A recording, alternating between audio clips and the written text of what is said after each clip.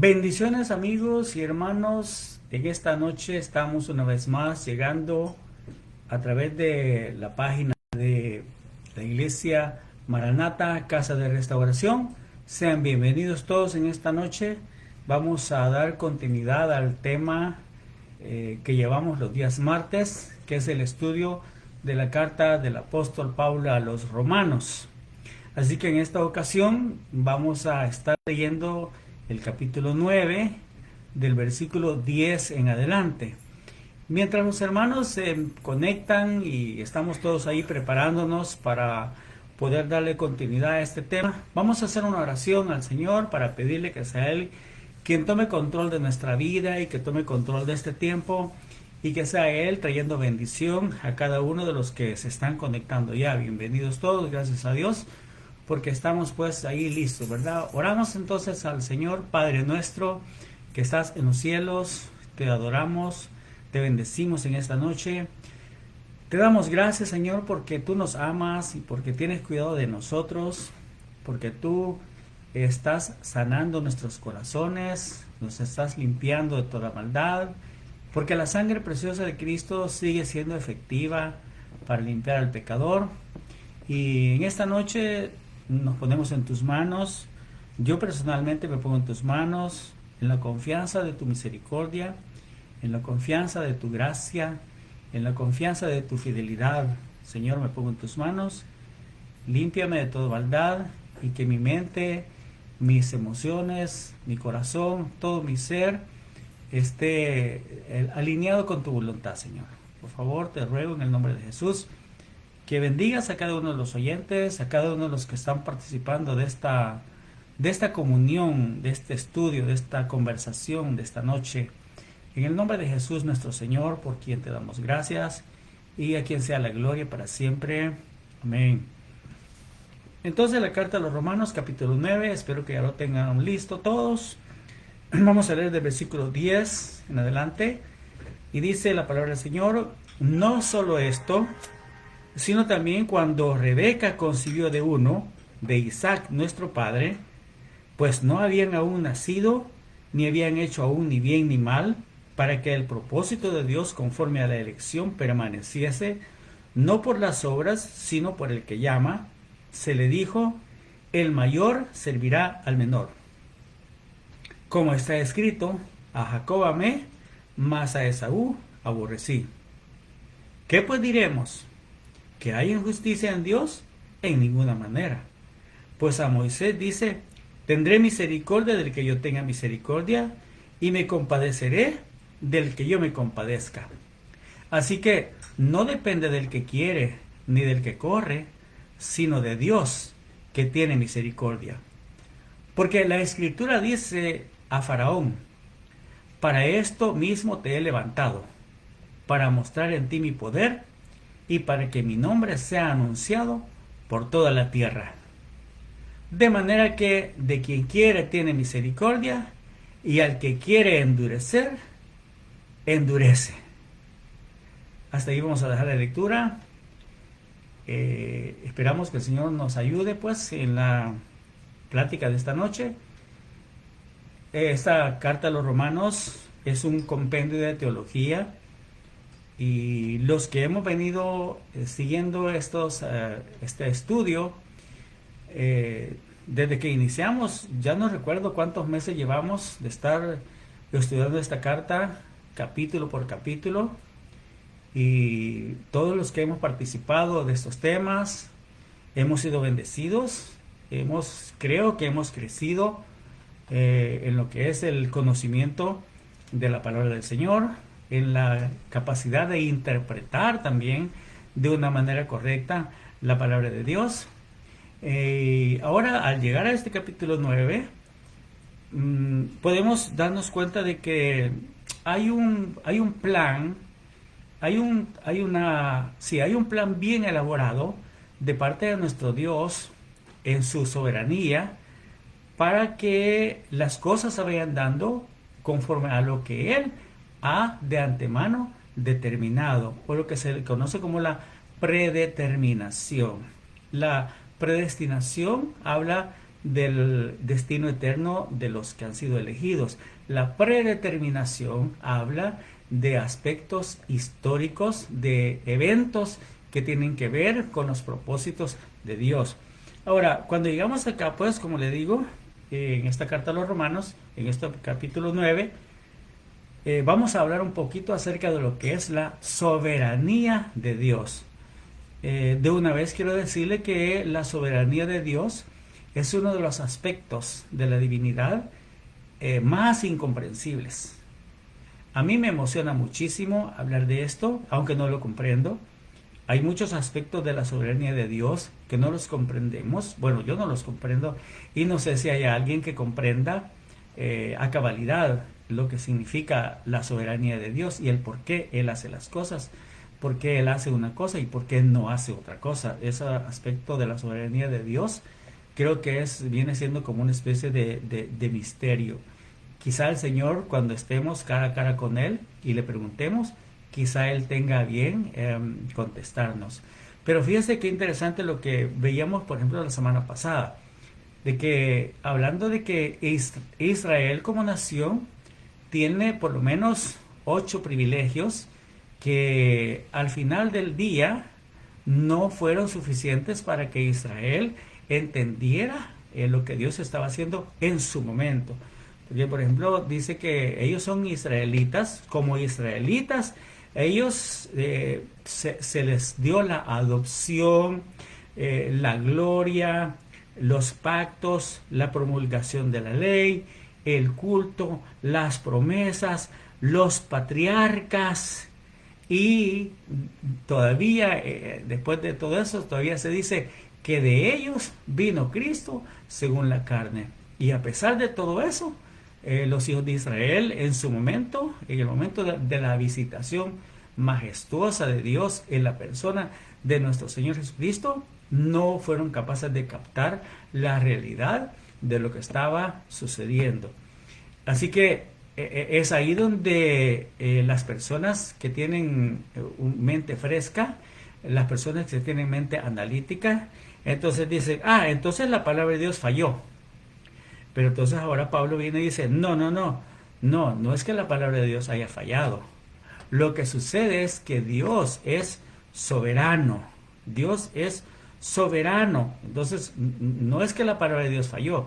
Lo que pasa es que dentro del plan de Dios, que nosotros no entendemos, estaba ya determinado que así debería de suceder. Más adelante en este capítulo 9 vamos a ver cómo el endurecimiento de Israel vino a traer esperanza para los gentiles. Pero ahora no hemos llegado a ese punto todavía. Ahora, lo que Pablo va a empezar a decir aquí es que Dios en su soberanía escogió elementos para a través de ellos cumplir sus propósitos. Y vamos a empezar aquí cuando él habla, por ejemplo, del caso de Abraham.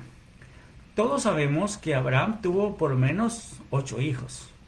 El primero fue Ismael, después nació Isaac y después nacieron todos los hijos de Cetura, la concubina que Abraham tuvo. Pero increíblemente Dios no escogió a Ismael. Dios no escogió a Ismael.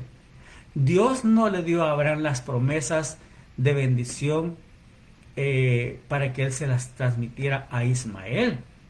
Cuando Dios llamó a Abraham de Ur de los Caldeos y le habló de una tierra, le habló de una bendición, le habló de que en su simiente serían benditas todas las familias de la tierra, Dios no le aclaró a través de quién habría de venir esa bendición.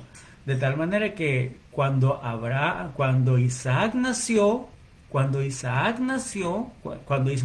mejor dicho, se podía haber pensado que a través de Ismael vendría la bendición. Sin embargo, Dios fue claro al decirle, no te heredará el hijo de la esclava, sino que te heredará el hijo de Sara, porque Sara es la que había recibido la promesa. Entonces, en la soberanía de Dios, Dios dejó de lado a Ismael y se centró en Isaac. Eso ahora dice, no todos los que son descendientes de Abraham son israelitas, sino en Isaac te será llamada descendencia. Esa era la palabra de Dios, esa era la promesa de Dios. No todos los que son descendientes de Abraham, porque entre los descendientes de Abraham ahí están los hijos de Ismael, pues, ¿verdad? Todo el mundo árabe, esos son descendientes de Ismael. Egipto, Arabia Saudita, Yemen, todos esos países que están ahí en el área de la península arábiga. Todos ellos son descendientes de Ismael, pero son hermanos de Isaac, imagínense. Ahora uno viene y uno dice, ¿verdad?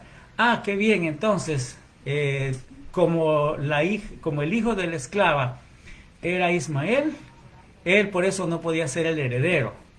Y entonces Dios escogió a Isaac porque era el hijo de Sara. Un momentito, aquí es donde Pablo va a seguir aclarando cómo Dios viene siendo selectivo en el proceso para traer la bendición, para cumplir sus propósitos, porque acuérdense que aquí estamos hablando de que en la soberanía de Dios hay propósitos y que Dios va a usar lo que Él quiera, los elementos que Él quiera, los elementos que Él va a escoger.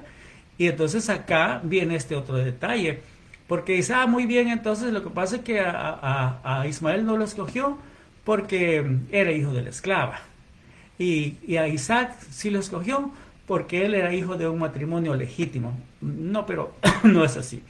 Oiga esto lo que dice acá. Oiga lo que va a decir aquí. Para aclarar ese punto. Y no solo esto, dice, sino que cuando Rebeca concibió de Isaac, nuestro padre, entonces, ¿qué iba a decir? Estos hijos eran hijos del mismo papá y de la misma mamá. Fíjense, porque no eran hijos nacidos fuera del matrimonio, ni eran hijos de una esclava, ni eran hijos de una concubina, sino que eran hijos de la esposa. Ellos eran esposos legítimamente, vamos a decirlo, unidos, ¿verdad? Isaac y Rebeca.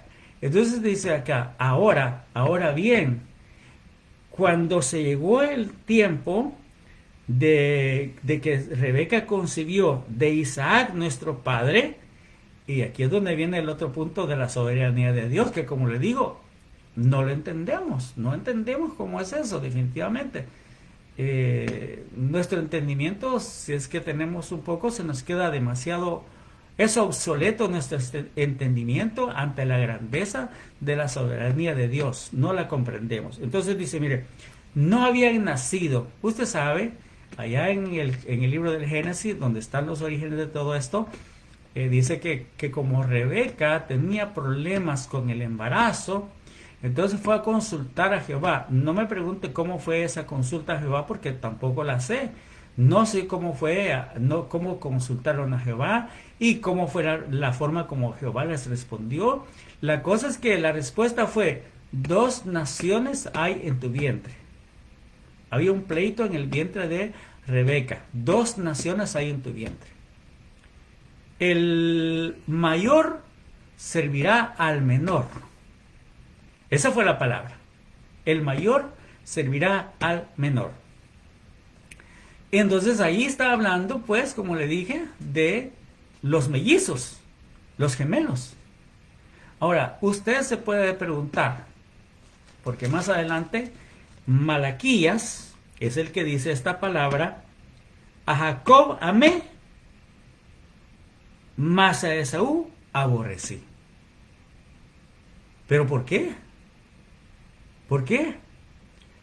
Porque la Biblia va a decir ahí en el Génesis que Esaú era un fuerte cazador y que Isaac comía de la caza que Esaú traía, y que en cambio, aparte de eso, Esaú era fuerte porque era un hombre de campo, era un cazador de pelo en pecho, un hombre valiente, un hombre esforzado, quizá admirable para su padre. En cambio el otro era un muchacho de la casa, de la cocina, era un muchacho de delantal seguramente, que ayudaba a su mamá en las labores de la cocina, que le limpiaba los trastes, que le hacía mandados a la mamá. Entonces uno podría decir, pues sí, Jacob era el preferido, Jacob era el más acomedido, Jacob era el más de la casa. Sin embargo, Dios no eligió a Jacob porque él fuera doméstico, vamos a decirlo, no. Antes de nacer, ese es el punto. Antes de nacer, antes que ellos nacieran, la palabra de Dios dice, a Jacob amé, mas a Esaú aborrecí. ¿Cómo así? ¿Cómo es eso? Entonces Dios aborrece a unos y ama a otros. No. Acá lo que tiene sentido es que Dios aborreció a Esaú. ¿Por qué? Porque Dios aborrece el pecado. Y entonces en ese sentido todos somos aborrecibles delante del Señor. Porque todos hemos sido constituidos pecadores, desobedientes, blasfemos, contumaces, habladores de vanidades, aborrecedores de Dios. La Biblia dice allá en Romanos capítulo 3, del versículo 10 en adelante, que no hay quien entienda, no hay quien busque a Dios, todos se descarriaron, a uno nos hicimos inútiles. No hay quien haga lo bueno, no hay ni siquiera uno. Entonces lo natural es que Dios nos aborreciera a todos. Entonces cuando dice a Esaú aborrecí, está tomando el parámetro universal de lo que Dios puede sentir en contra del pecador. Es normal. Porque la paga del pecado, ¿qué es? ¿O la paga del pecado es el amor de Dios? ¿O la paga del pecado es la sonrisa de Dios? No, la paga del pecado es la muerte. Entonces en ese sentido todos nosotros, al igual que Esaú, todos éramos aborrecibles delante del Señor. Lo misterioso de esto, lo glorioso de esto, lo majestuoso, lo incomprensible de esto, es que Él haya amado a Jacob. Y que diga, a Jacob amé. ¿Pero por qué lo amó? Porque lo amó si era el que echa la zancadilla. Eso significa su nombre. El que echa la zancadilla o el que toma por el calcañar. O el usurpador. Eso significa el nombre de Jacob. ¿Por qué lo amó? No, Dios lo amó porque Él quiso, porque a Él se le antojó, porque en su soberanía Él quiso amar a Jacob. ¿Y qué? ¿Y quién le puede decir a Dios, no hagas esto?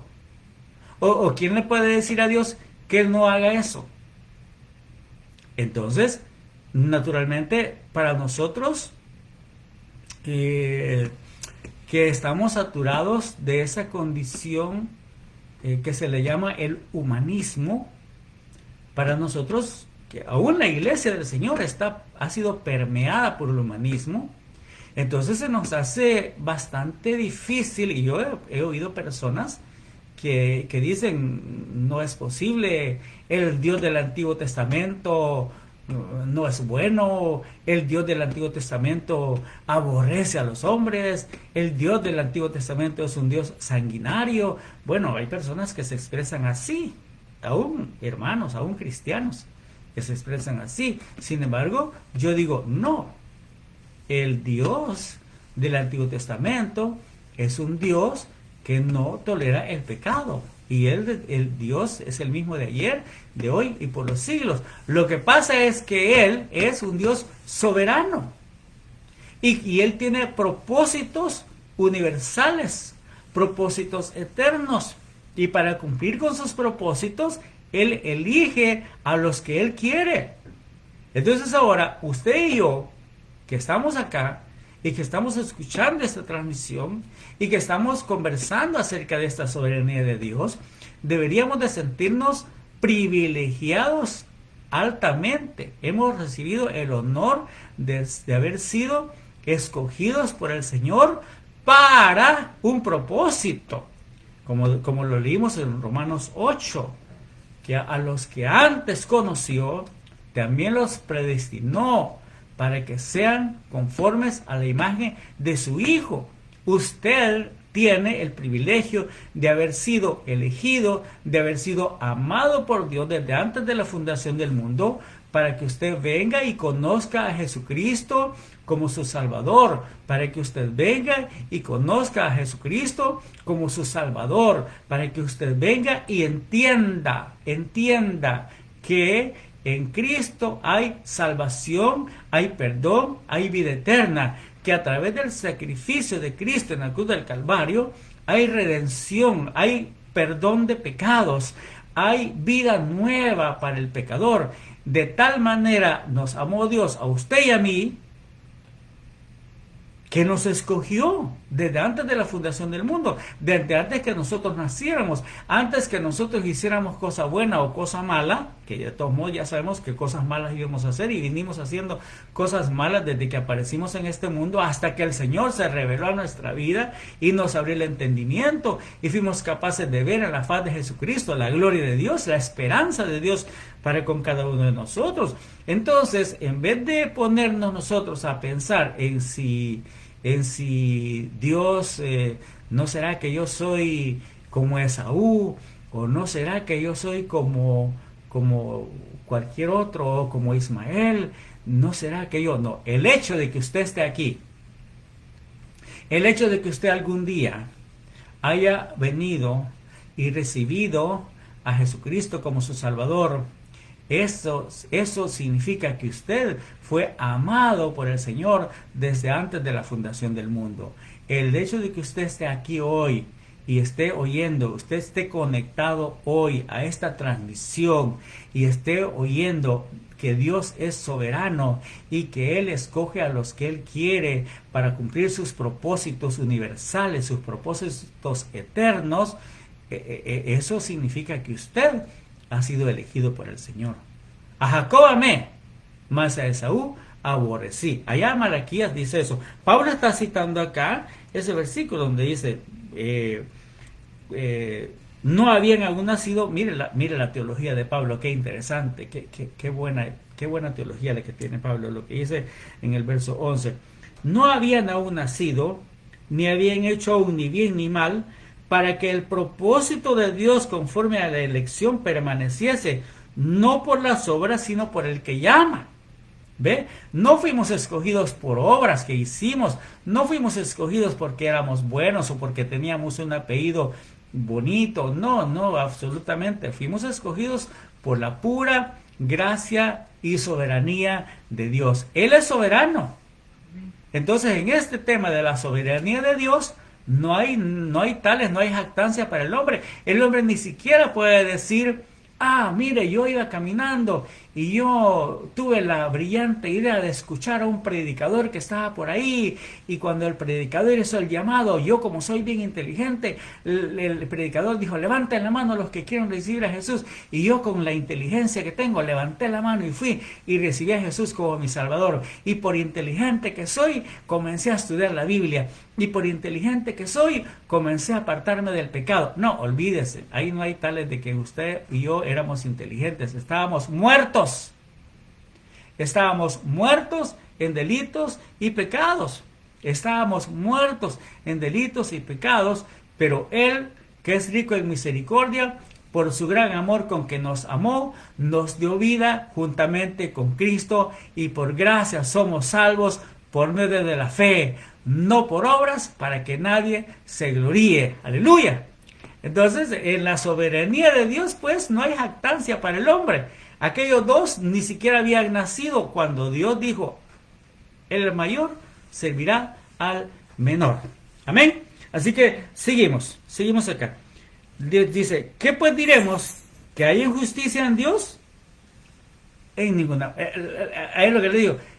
El que es listo, el que tiene una mente brillante, él dice, ya ve, entonces Dios, ¿por qué va a echar la culpa si él dice que a Esaú aborreció y a Jacob amó? ¿Cómo así? ¿Por qué? No, es que, como le decía al principio, todos éramos aborrecibles delante de Dios por causa del pecado. Pero lo extraordinario no es que él haya aborrecido a Esaú, porque la gente se centra más en eso. Oh, aborreció. Entonces Dios odia, Dios aborrece. Entonces la gente se centra más en eso que en el punto de que amó a Jacob. Y eso es lo glorioso de la soberanía de Dios, que lo amó a usted y me amó a mí. lo amó a usted y me amó a mí, como éramos, así como estábamos, nos amó, nos escogió, nos predestinó. ¿Qué pues diremos? ¿Que hay injusticia en Dios? En ninguna manera. Porque a Moisés, este detalle de Moisés también, que Pablo lo trae aquí, este detalle está en el libro del Éxodo, cuando el pueblo se rebeló tremendamente, ya en Éxodo 32, por ahí está, el pueblo estaba de rebelde. Entonces Moisés viene y le dice al Señor, mira, ¿sabes qué? Le dice, ya quítame la vida, bórrame de ese libro que has escrito, mátame a mí, pero yo ya no puedo seguir soportando a este pueblo es insoportable. ¿Acaso concebí yo a este pueblo que me lo has traído a mí para que yo cargue con ellos toda la vida? Entonces el Señor, comprendiendo el afán de Moisés, le dice, bueno, hazte a un lado, porque ahorita los voy a matar a todos. Y a ti voy a levantar una nación de ti para que ellos te sigan a ti. O sea que en ese momento Israel podía haber sido borrado de la faz de la tierra. Iba a quedar un pueblo que se iban a llamar los Moisesitas. ¿Se imagina? Porque así le dijo el Señor, de ti voy a sacar una nueva nación para que me sirvan. Y entonces Moisés reacciona y dice, no, a mí bórrame del libro, a mí mátame, a ellos no, a ellos déjalos que sigan viviendo. No, hazte a un lado, porque ahora, esa calidad de liderazgo, ¿verdad? Como dice mi esposa, esa calidad de liderazgo, de no decir, sí, acábate, no, a mí, yo me sacrifico. Porque ahí es donde uno entiende lo que Pablo dice. Lo que Pablo dice, yo deseara yo mismo ser anatema o separado de Cristo por amor de mis hermanos, los que son mis parientes según la carne. Ahí es donde uno entiende, cuando uno mira a este Moisés que dice, mátame a mí, bórrame de ese libro que has escrito. Y Dios le dice, no, a ti no. ¿Por qué no? Porque a ti te quiero. No, pero yo no te quiero, bórrame, arráncame la vida, quítamela. Y Dios le dice, no. ¿Por qué no? Pues porque a mí se me antoja que no, porque a ti te quiero yo, porque tú eres mi siervo y yo tengo propósitos para ti. Usted ha visto cuántas veces personas han caído en estados depresivos profundos, como en el caso de Elías, que Elías también le dijo al cielo, mátame, que no soy mejor que mis padres. Y el Señor le dice, no te voy a matar. ¿Por qué? Yo ya no sirvo para nada, ya estoy terminado. Y Dios le dice, no, lo que no sabes es que yo tengo propósitos para ti. Yo te tengo vivo porque yo te quiero usar, yo quiero tu vida. ¿Pero por qué, Señor? No me preguntes que por qué, porque es porque a mí se me antoja y qué. ¿Va? Así es Dios es soberano. A mí me encanta ese asunto de la soberanía de Dios, como le dije, aunque no lo entiendo. Pero yo le doy toda la gloria a Dios, porque definitivamente en nosotros no hay motivo de jactancia, no hay nada de que podamos gloriarnos definitivamente, porque toda la gloria es para Él. En estos temas de la soberanía de Dios, toda la gloria es para Él. Aleluya. Entonces, acá entonces fíjese lo que sucede. Dios le dice a Moisés, cuando Dios dice, no, bórrame, los voy a matar a ellos. Moisés intercede y dice, no, ¿sabes qué? No los mates, porque ¿qué van a decir de ti las naciones? Oiga, qué interesante cómo Moisés en cierto modo tiene cuidado de la casa de Dios. Por eso en la carta a los Hebreos dice, Moisés fue fiel en la casa de Dios. Así como Cristo fue fiel en su casa, así Moisés fue fiel en la casa de Dios, dice la carta a los Hebreos. Es en este momento cuando Moisés le dice, no, Señor, no los mates. Apártate, le dice Dios, los voy a matar. No los mates, porque las naciones vecinas van a hablar mal de ti. Por tu gran nombre, Señor, por la grandeza de tu nombre, por la grandeza de tu gloria, déjalo vivir, porque las naciones van a decir, como no pudo meterlos a la tierra que les había prometido, los mató en el desierto. Se le hizo más fácil matarlos en el desierto que meterlos a la tierra que les había prometido. Señor, eso no puede ser.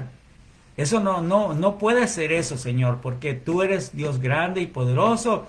Y entonces el Señor le dice, bueno, está bien, pero yo voy a tener misericordia del que yo quiera tener misericordia.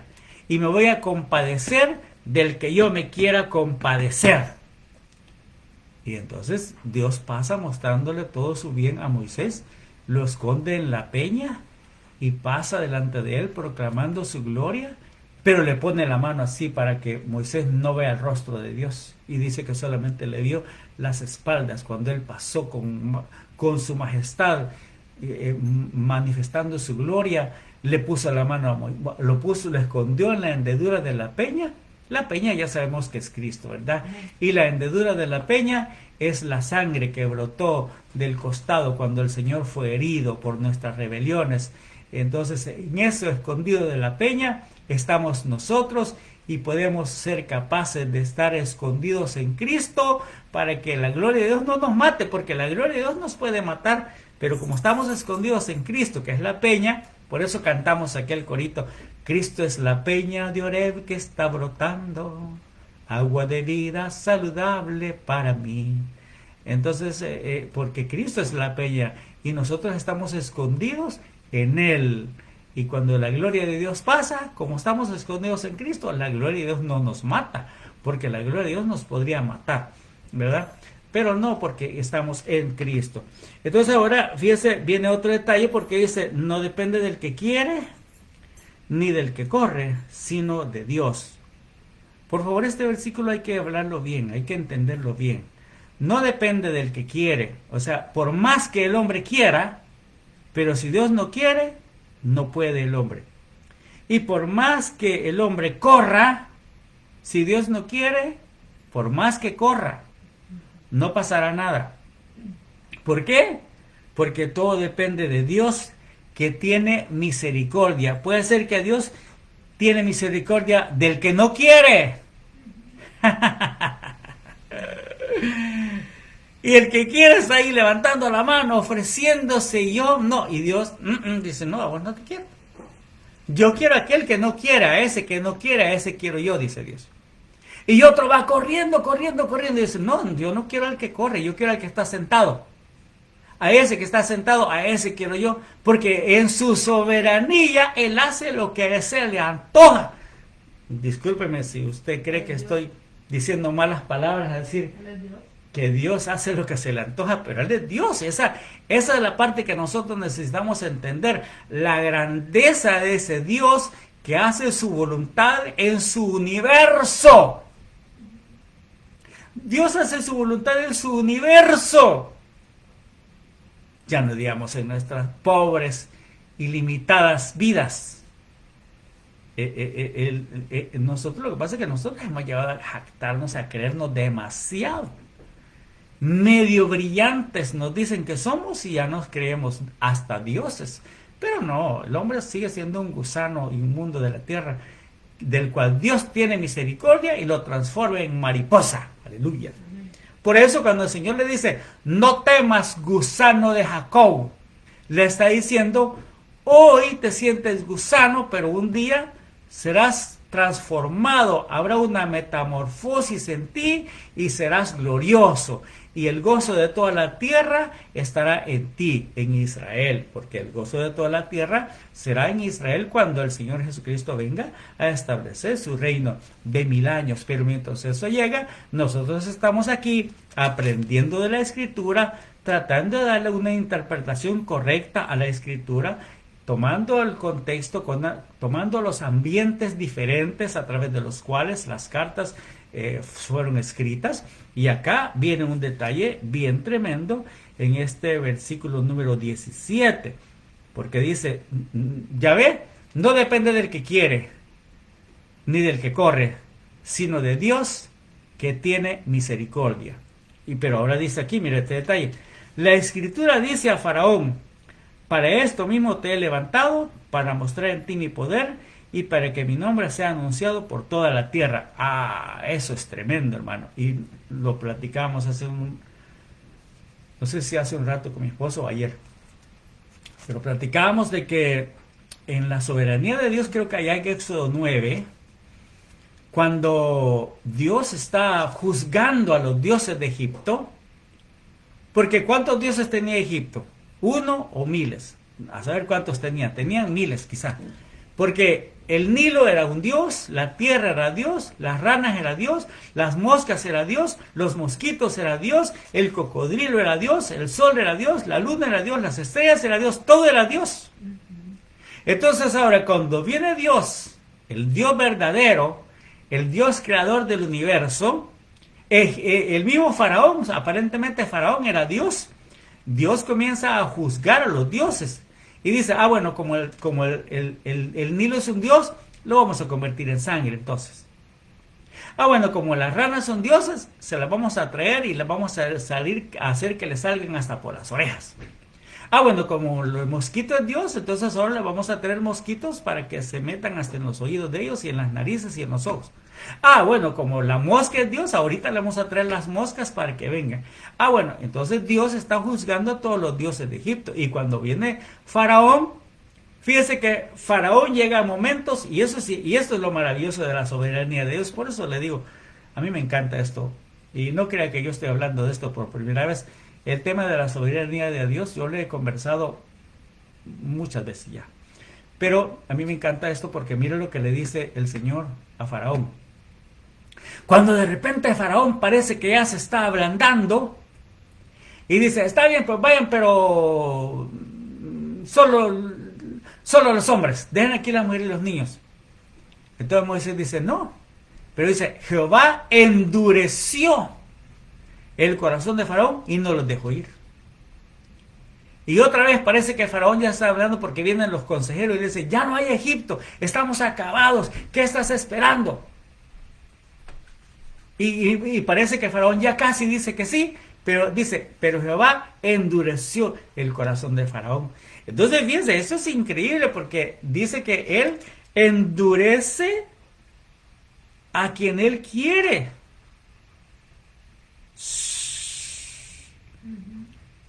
Aquel de quien él quiere, no es a quien él, sino de quien. Hay que entender bien lo que son las palabras, las contracciones y toda la gramática de la Biblia. Por eso, fíjese, le voy a dar un paréntesis.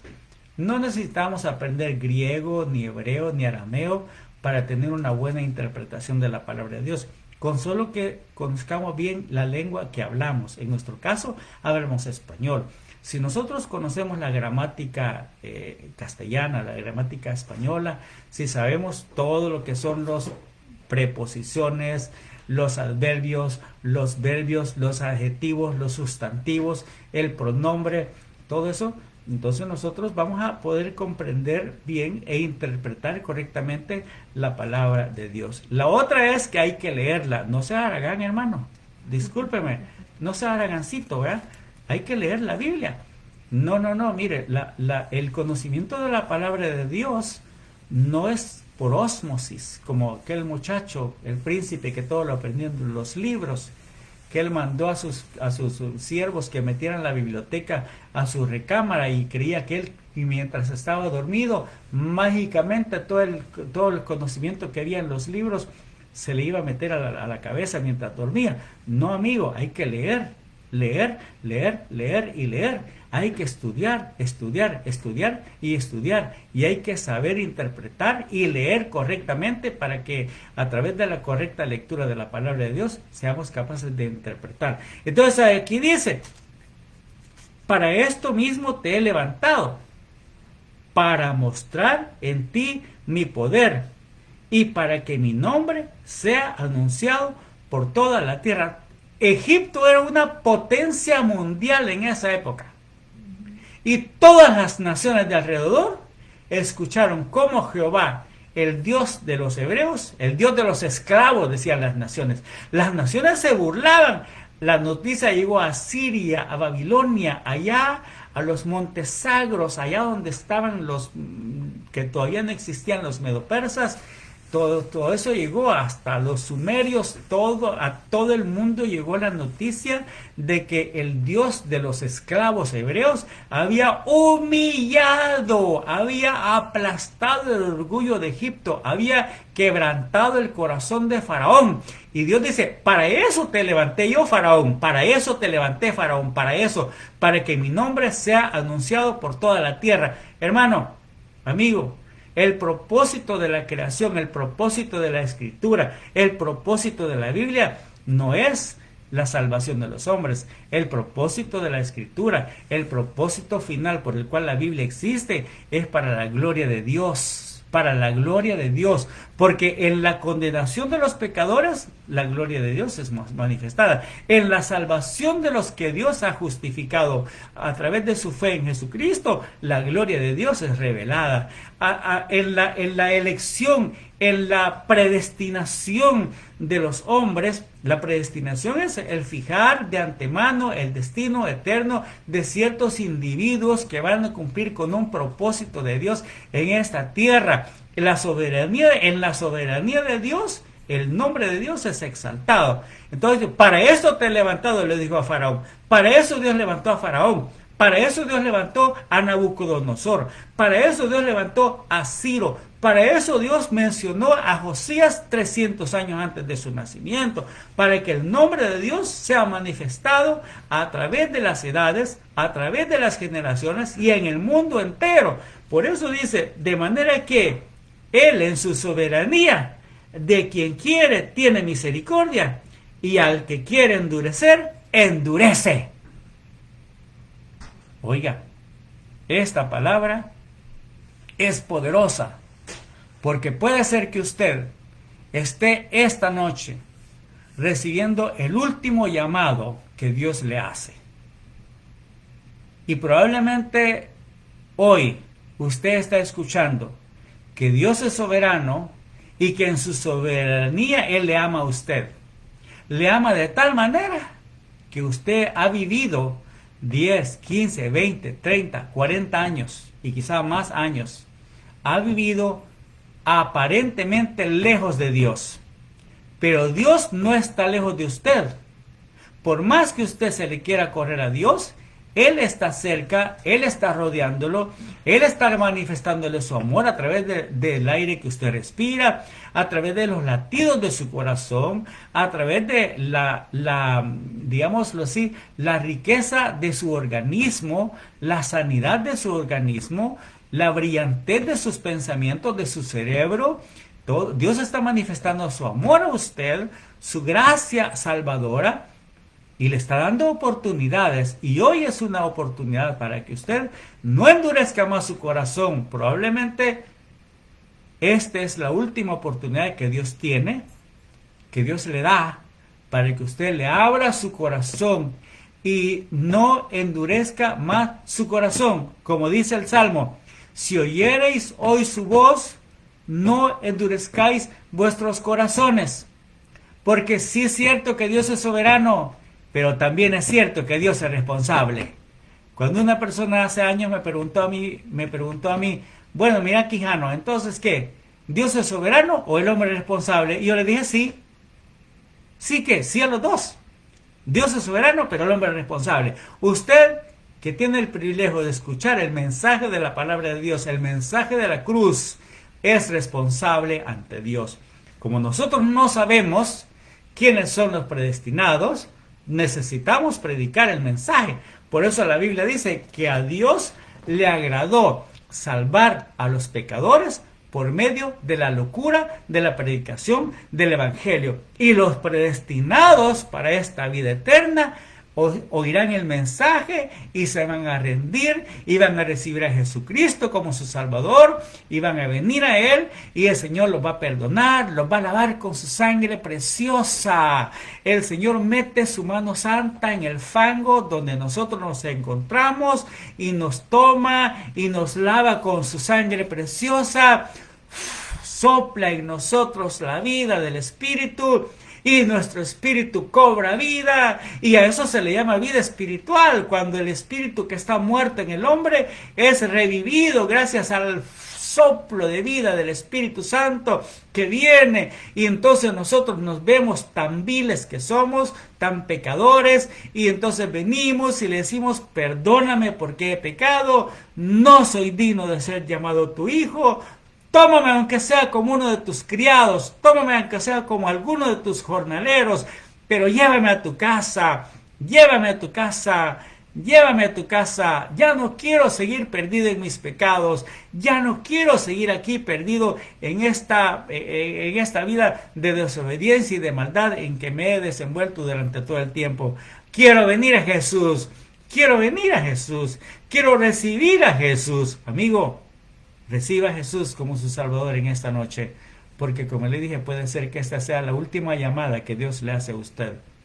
Y a partir de mañana, Dios va a endurecer su corazón, el suyo, no el de Dios, el suyo, su corazón. Y después, cuando usted busque una oportunidad de arrepentimiento, probablemente no habrá. Es lo que le pasó a Esaú. Dice la carta a los Hebreos que después, cuando Esaú procuró una oportunidad para arrepentimiento, ya no la pudo recibir, aunque la procuró con lágrimas, dice, aunque la procuró con lágrimas, ya no le fue posible arrepentirse, porque Dios tiene un punto en el cual le regala a usted el arrepentimiento, y quizá para usted esta noche es la oportunidad última. Dios le ama, Dios nos ama, y como dice la Biblia, a quien quiere endurecer, endurece, y de quien quiere tener misericordia, tiene misericordia. La misericordia de Dios está extendida por usted esta noche, amigo. Reciba a Jesús como su Salvador. Ábrele la puerta de su corazón a nuestro Señor Jesucristo, y usted será una nueva criatura y vivirá a partir de ahora para la gloria de Dios. Y nosotros, hermanos, benditos al Señor, que podemos tener estas conversaciones y que Dios nos regala este entendimiento de su soberanía. No, discúlpeme, no es que entendemos la soberanía, es que alabamos al Señor por su soberanía, porque no entendemos cómo es que Dios nos amó de tal manera que aun siendo nosotros pecadores, Cristo murió por nosotros. Y ahora henos aquí, nuevas escrituras, dándole toda la gloria y toda la alabanza a nuestro Señor Jesucristo, que derramó su sangre por nosotros en la cruz. Dios les bendiga a todos, y rogamos al Señor que esta noche el Espíritu Santo venga y lo guíe a usted a un arrepentimiento genuino, a un verdadero encuentro personal con el Señor Jesucristo. Padre nuestro, que estás en los cielos, y que también estás aquí en medio de nosotros, tú que conoces el corazón de cada uno y la necesidad, la angustia del pecador, te ruego que tengas misericordia y que traigas salvación, esperanza y vida eterna a aquella persona que en este momento está sintiendo la carga de sus pecados. Esa voluntad que está siendo rendida a ti en esta noche, Señor, toma a esa persona, limpia de todo pecado a esa persona, lávalo con la sangre preciosa de Jesucristo. Padre, permite que esa persona o esas personas que a través de las plataformas están recibiéndote como su Salvador, Señor, perdónales, límpiales y haz que sus vidas sean transformadas, y dales la paz que sobrepasa todo entendimiento. Dales la comprensión de que ahora son justificados por la fe, y que a través de la justificación reciben la paz que solamente tú puedes dar. Por el nombre poderoso de Jesucristo, y a nosotros ayúdanos a vivir en el entendimiento de que tú nos escogiste para esta vida nueva, y que somos nueva criatura gracias a tu misericordia, y gracias a un plan perfecto que tú elaboraste desde antes de la fundación del mundo. Y en la soberanía tuya nosotros te damos un aplauso, nosotros te alabamos, nosotros nos unimos a las huestes angelicales, a las inteligencias espirituales que te alaban eternamente. Nosotros nos unimos a ellos diciendo: aleluya, a ti, Señor, sea la gloria para siempre. Amén, Señor, y amén.